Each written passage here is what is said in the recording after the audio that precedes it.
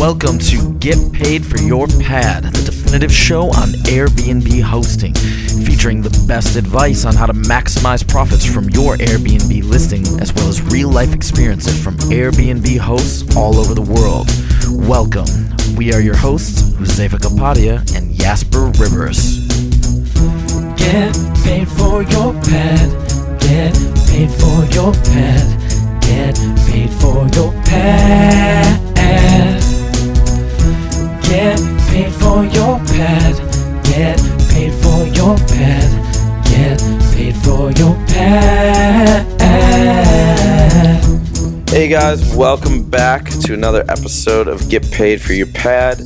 Today we have got an awesome guest who's actually living abroad in Bangkok, one of my favorite cities, and it's Kelly Kampen. Kelly, welcome to the show. Thanks. Glad to be on here. Yeah, we're really excited to have you on. So before we sort of get into Airbnb hosting in particular, we know you've got a really interesting story. So why don't you just tell us a little bit about yourself? Where are you from? What are you doing now, etc.? Sure. So I'm originally from the West Coast, mainly Seattle and San Francisco. I moved over to Asia nearly 13 and a half years ago to work with a telecommunications company. And when that ended, I decided to stay in Asia. And since then, I've opened up several companies, everything from a newspaper to animation studio to staffing company. And currently, I work at one of the largest Ruby on Rails development companies in Southeast Asia. And we do stuff for startups, basically out of San Francisco. And then also on the side, I own Dojo clothing and Dojo watches. And that's what I do now. And then Airbnb host. Yeah. So how? And then your company, it's called Dojo. Yeah. Dojo. Do. If I could do a shameless plug, it's http://do.jo. Okay, great. do.jo. All right, awesome. Yeah. We'll put that in the show notes. And so, what was your inspiration to begin this clothing company? Actually, it was kind of a fluke. Like I used to always wear, the Steve Jobs uniform, black shirt and jeans, and my friend said I need some more color in my life, and that's what spun it out. And I needed a color watch instead of a black and brown watch. I see. That's really kind of it. That's awesome. They're interchangeable color watches. I see. And have you the entire time have you been in Bangkok, or you've been all over Asia? So I've been all over Asia. I lived in not all over Asia. I've obviously visited all of it, but I've lived in for a significant amount of time in the Philippines for about 4.5 years, Indonesia for 1.5 years, Hong Kong for about 6 or 7 months, and then came back to Thailand. And I've been in Thailand for 5 years again now. So in total, it's been about 7.5 years in Bangkok. It's amazing. All the places you just listed off are some of Jasper's favorite places in the world. Nice. Yeah, absolutely. I've traveled a lot through Asia, and we were just talking Philippines, probably one of my favorite countries in the world. Yeah, Philippines was great. I mean, every country has its unique benefits, and it's different stuff. Like Hong Kong is an amazing city to explore and walk around and get lost in the alleyways and stuff. And the Philippines is a great, amazing, gorgeous beaches. Thailand has amazing street food and just things to do everywhere you turn. Indonesia, it's got its unique flavor as well. All very unique places. Yep. Yeah, it's awesome. I actually spent a few months in Hong Kong last year, and just had a really great time. One of my favorite cities. It's so easy to get around. It's just amazing. I love it. So, Kelly, let's get into the Airbnb hosting here. The first thing we'd like to ask you is, could you tell us a little bit about how you got started and what kind of type of listing you have and where it's located and everything? Yeah, sure, absolutely.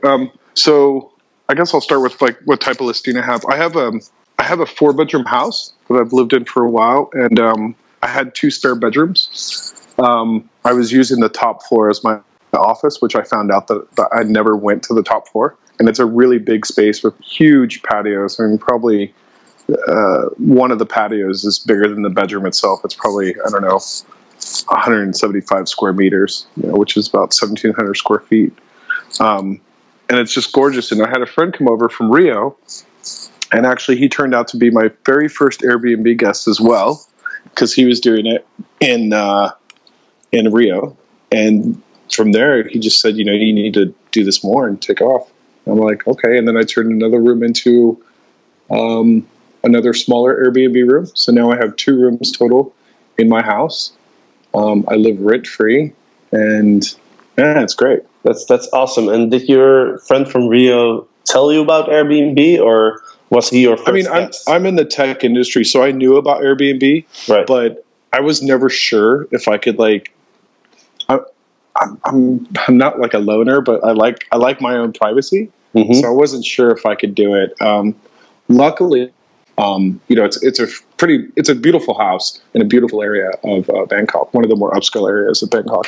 And the living room is separated somewhat from the staircase that takes you up to the bedrooms. So it doesn't actually interrupt my day very much at all. And it just worked out really well. But the first, I decided to open up the smaller room.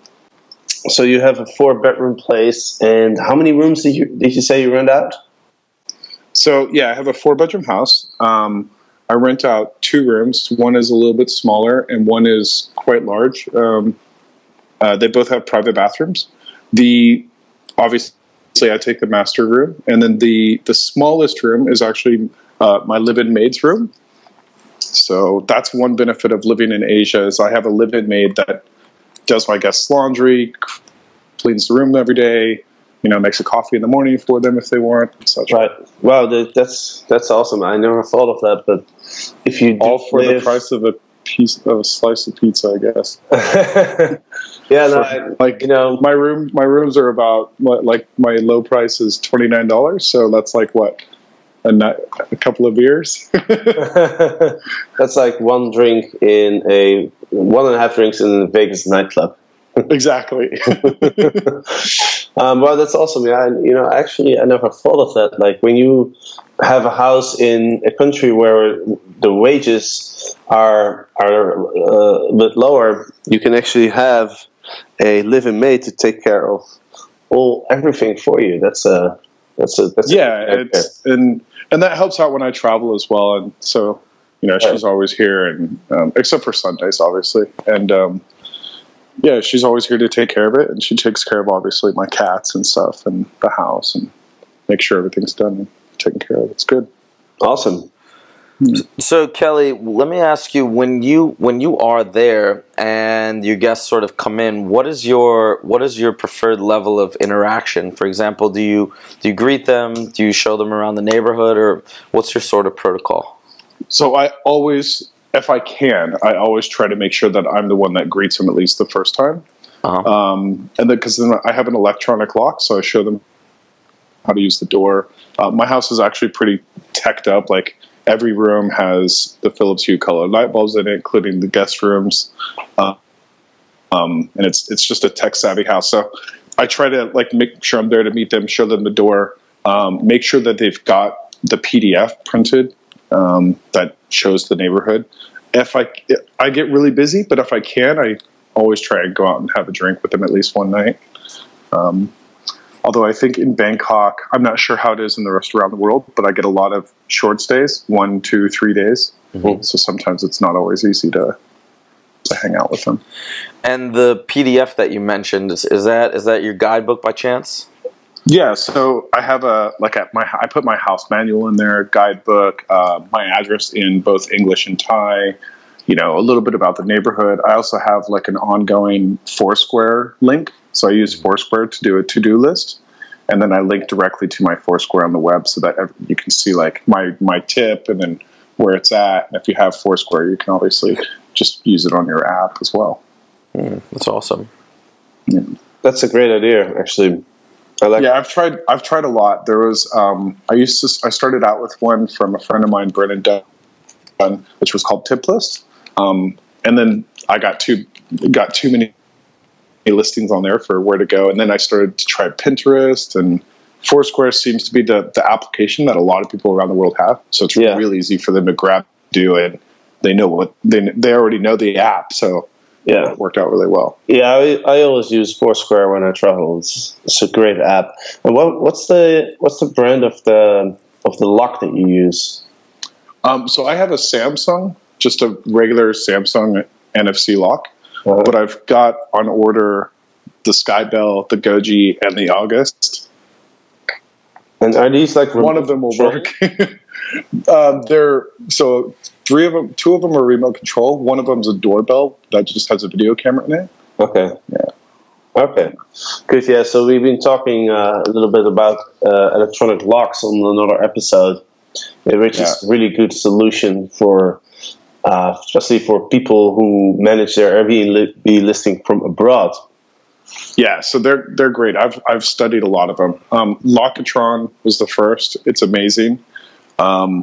Goji is the one that I like the best because it's a lock and a video camera.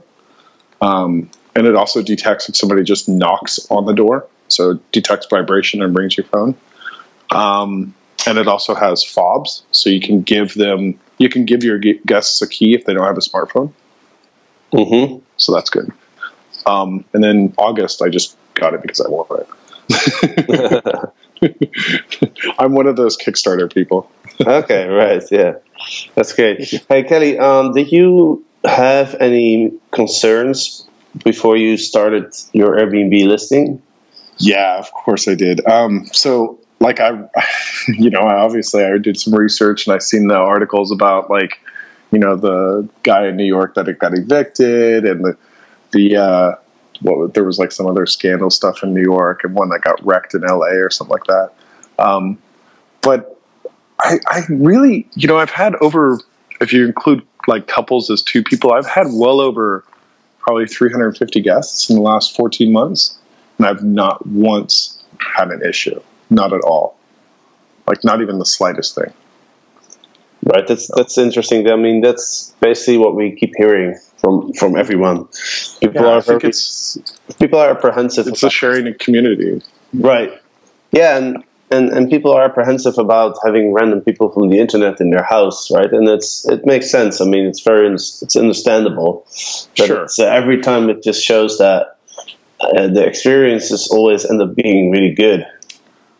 Yeah, I mean, the one thing I do require is if somebody inquires about the space that doesn't have a profile picture or verified stuff, they can still inquire, and I send back a very polite message saying, before I can approve your inquiry, because you have no reviews or verification, if you can just verify your phone number, social networks, and put up a real profile picture, I'll get you all set up, and no problem. Everybody's done it so far.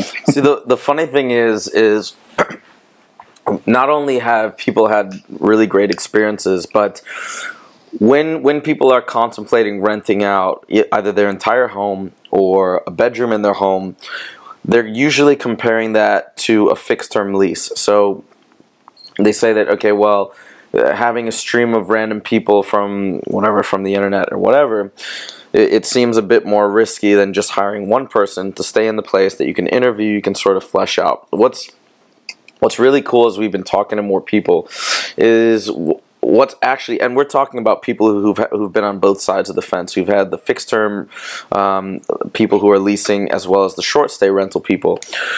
The short stay people, by and large, and I'd love to hear your thoughts on this, the short stay people, by and large, seem to actually be much better guests.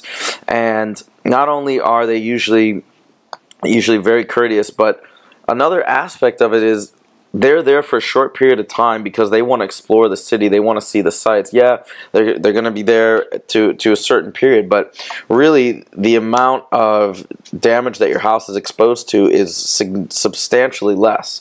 And then also you have this amazing system of accountability built into Airbnb. So overall, it's funny that people have this apprehension, but what's the baseline? You always have to look at the baseline, and that's a fixed-term lease.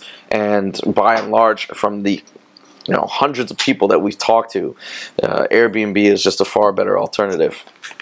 Yeah, I completely agree with you, and I think I've never rented out a space on fixed term or anything like that to people, but I can see psychologically what it is, and I would think that if they're there for a long term, to kind of go, well, this is my place. It's, I can do what I want, etc. Whereas if it's short term, they're kind of more conscious and they're more aware of their surroundings, and they know somebody's going to be coming in a few days behind them as well, and they kind of want to leave it better. And then, like you said, the Airbnb accountability process is great. So yeah, I've never had a problem.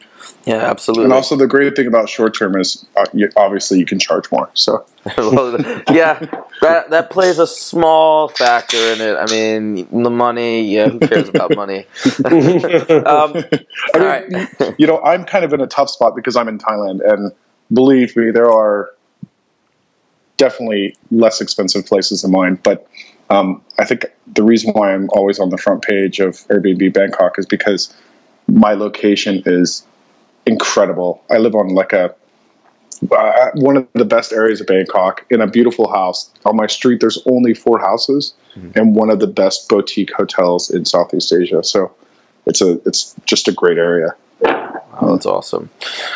So let me ask you, of course, aside from the financial benefits, what has been the biggest benefit to you from hosting thus far, as far as the people you've met or the experiences you've had? Wow. So after hosting, like I said, over 350 guests, I've met some killer people, some that have become definite friends in my life. Some people that I've actually gone back and done work with. So yeah, I mean, just connecting with people that I would have never, ever met otherwise. I mean, it would be impossible to meet these people. And they've just been great people. I mean, Airbnb seems to cultivate the good people coming out of the woodwork. So the opposite of, the bad people coming out of the woodwork. It's just great. That would have to be it, meeting really cool people and being able to stay in contact with cool people and, expanding my personal network. Yeah, I have the same experience as you had, Kelly. I even have people inviting me to stay at their houses for free, like all over the world. It's really amazing. Yeah.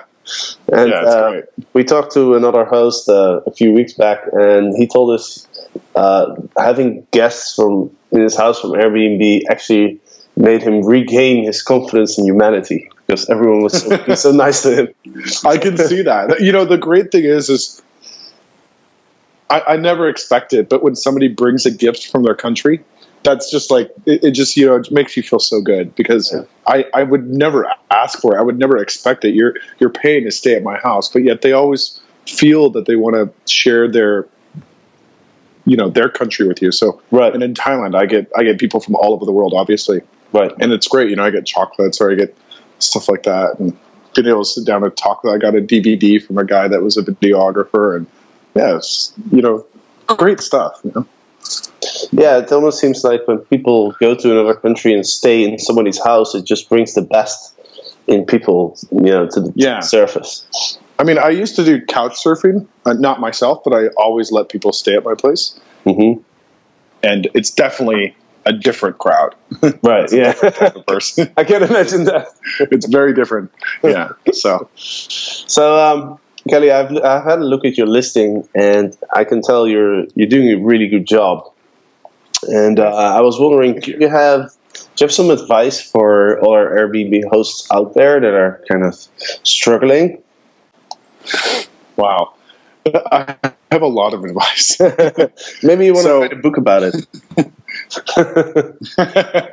Maybe I think I need to write an addendum. The very first thing is, obviously, and I think you've gone over this in your book as well, is start out slow, with the lower price, get some reviews under your belt. The main thing the main thing that you can do, if you have the ability to do it, is meet your guests, greet your guests, talk with your guests, because you'll get to know what's going on. There's been a few times when I haven't had a chance to speak with somebody. They may have had a small issue, they couldn't figure something out, and it didn't give me negative reviews, but they definitely put it in the comments privately to me. Mm-hmm. So I would just, talk with your guests. That's a big one. Make sure the room's clean, obviously.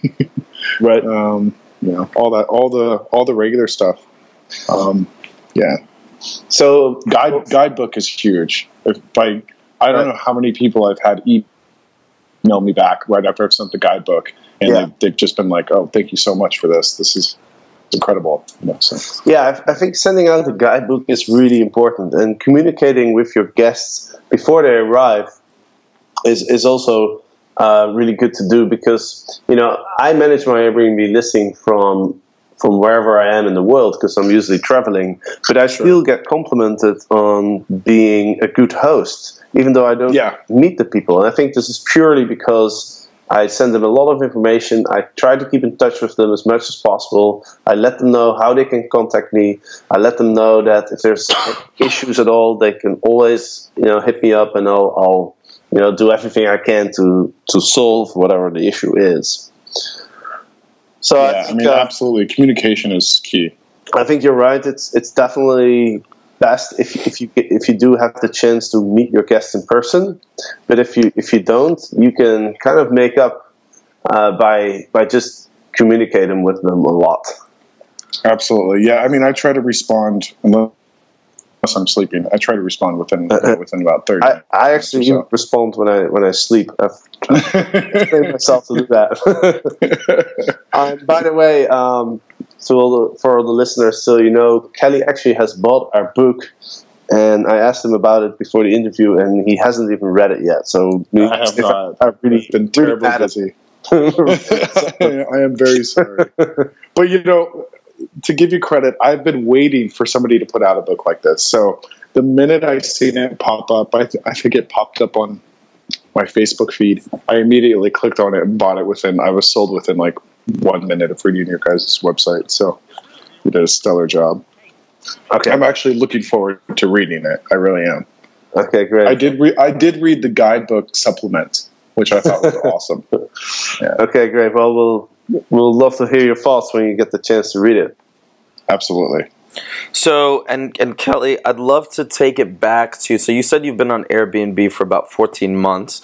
I'd love to hear about how you started. For example, was your place a smashing success right off the bat? And if not, what were some of the things that you did to sort of jumpstart the business? So, I don't think it was a smashing success, but I think my location really helps out a lot.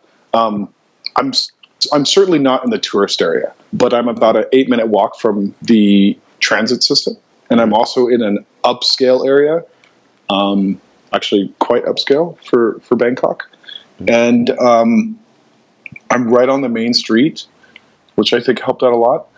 What I did do to keep things rolling is I actually kind of took advantage of Airbnb a little bit. Okay. I immediately, so I had 2 rooms. The first one, when my first guest was there, he was here for 2 weeks, and like I said, he was also a Airbnb host in Rio. Mm-hmm. And so he was my friend, and he was also my first guest. And he helped me set up the room and just, make it really nice. I put a refrigerator in there, hung up a couple of my artworks in there, and set the room up very nice. So the room was set up very, very nice right from the get-go. What I did immediately after that is I did the IKEA run, and I went out and bought, 3 things of everything, 3 pairs of sheets, 4 pillows, 3 changes of everything, lots of towels, and did that room up really nice. And then I had Airbnb come out and take pictures. Yep. And I had them take pictures of every room in my house. And then they uploaded it, and I just made a new listing for my smaller room, and then had everything copied over. So it was the same pictures in both listing. And then I prioritized, obviously, which room was which. And then about 3 or 4 months after that, I remodeled the house and basically took the money that I was earning from Airbnb and just bought a ton more furniture for the rooms and a ton more stuff. Had them come out and take pictures again. And then I tricked them, and I did another listing that was my entire house with 2 rooms and had them come out and take pictures a third time once I had bought more furniture and more stuff for the house. That's interesting, Kelly. I didn't know you can have Airbnb come take pictures multiple times. Was it easy to arrange that, or how did you? Yeah, so did you it was all automatic. They just, for each listing that I had, for each room was a listing. Right. So, I mean, if you're listing out one place, then you can't do it. Right, exactly. But each room was a listing. Okay. So they came out and took photos. That makes sense. Well, it sounds like you did a really good job sort of preparing your house. And this is actually the first chapter in our book, which you can download for free at getpaidforyourpad.com. And it kind of describes all the necessary steps that you have to take to make your house ready to receive guests. And it has a list of all the things you might want to add to your house. Just like Kelly said, he went to IKEA, bought a bunch of stuff. He put a refrigerator in. He put up a few. Yeah, both rooms have a refrigerator. I could go down the list of what I did, because I actually did a little bit more than that. I went it's easy in Thailand, but I went to the market and I bought about 30 pairs of slippers. so I have fresh slippers for people. Nice. I stocked the refrigerator with drinks and water and tea. I bought a hot water, little hot water, thing maker. I bought a hair dryer. Hair dryer was really important. I had a few guests asking for that. Yeah. So I bought a hair dryer for each one. I also bought some laminate tent holders, where you can put like you see at restaurants. And so I put in the Wi-Fi password, small house rules, how to work my TV. Each room has an Apple TV, so there's lots of movies available, Netflix, Hulu. What else did I do? Rugs were a nice touch for the room. That's about it, I guess. Well, it definitely sounds like you did a great job. Would you say, because you said that the 2 rooms that you rent out completely cover your rent? Yeah, they do. Well, okay, so they come pretty close. They certainly cover my house rent, but they don't cover my maid or my electricity. Electricity is quite expensive out here in Southeast Asia. But it makes a huge dent. So, it's funny that you say, well, it covers the rent, but it doesn't cover my maid and my bills. But you gotta imagine for all the listeners out here who are who have a house with a couple extra spare rooms, they might be very surprised to hear that they could use those rooms to cover their complete rent. Yeah, that's a big thing. I mean, it's pretty huge. I mean, my rent's certainly not cheap, living in the area that I live in. So, yeah, it's nice. It's nice. I didn't expect it to. That was actually pretty surprising. I didn't expect it to cover my rent. Yeah, no, it's when I first started out, I was just amazed by how much I could charge for my house. I almost felt bad charging what I was charging at some point. But people were just loving it, and people were totally willing to pay the price, and and it also motivated me to just make sure that the guests were having everything they need, and really take care of them, and provide that ultimate guest experience that they deserve. I think one thing that I'm lacking on is price. I'm really inexpensive. I'm sure I could up my price quite a bit and people would still go for it. But yeah, I'm happy with what it's at. Great. And just real quick, one follow-up regarding your price. What are your plans? So do you plan to keep it as is, or are you actually thinking about raising it, or what are your thoughts? So I do flex. I guess you want to call it flex payments or flex rate. So depending on demand and depending on season, because there is definitely a high season in Thailand, I change the prices. Okay. One thing I do is I keep a pretty steady price. One room is $29, one room is $49. And I keep them at a steady price unless it's, say I don't have any bookings in the upcoming week, I'll lower the price for that week.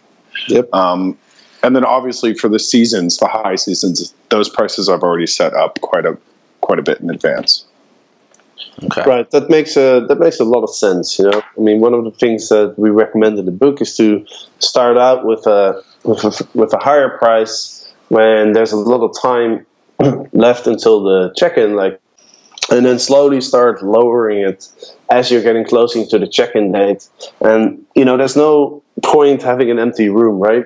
It's better to make something and have the opportunity to get a positive review, which will help you get more bookings, than to have it be empty and not make any money, right? So it makes a lot of sense to really lower the price in the last few weeks quite aggressively. Yeah, I agree. And it's also good that you vary your price according to demand, according to the season, maybe whether it's weekday or a weekend or special events. And it sounds like you're doing a pretty good job at that. Yeah, like I said, there's definitely a soft line. I'm not sure how many other cities have this problem, but there's 1,700 hosts in Bangkok, so there's a lot of competition and there's a lot of hotels here. So I can go a little bit high, but not too high. Right, exactly. And do you have 100% occupancy or close to 100%? Or yeah, I'm pretty close. One room is usually about 90%, and that's the smaller, less expensive room. Maybe even 95%.